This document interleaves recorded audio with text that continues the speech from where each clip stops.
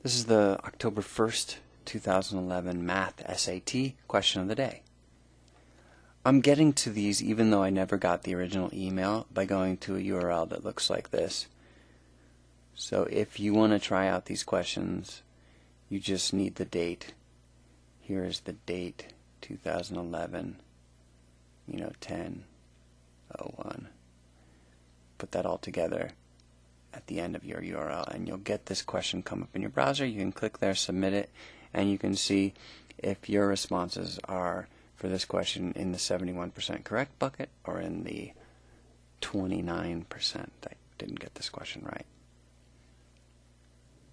When the positive integer n is divided by 5, the remainder is 0. I can write that in mathematics by saying n over 5 equals k, where k is an element of the integers. Whoa, complicated. Another way to think about it is n is 5 times some number plus 0, where again that some number k is an integer. If k isn't an element of if it's not an integer that say it's 1.5 or 3 or something, then you really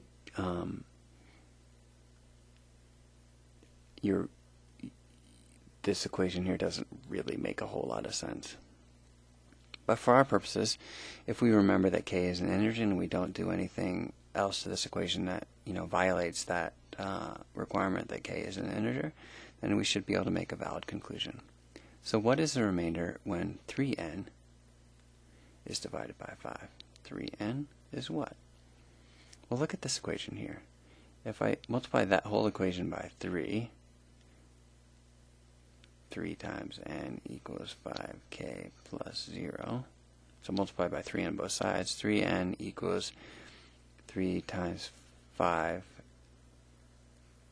plus 0, which equals 15k plus 3 times 0 is still 0. It looks like 3n is still going to be evenly divisible now by 15, which is evenly divisible by 5.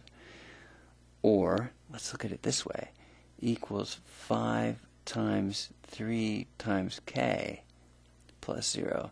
So is 3k still an integer?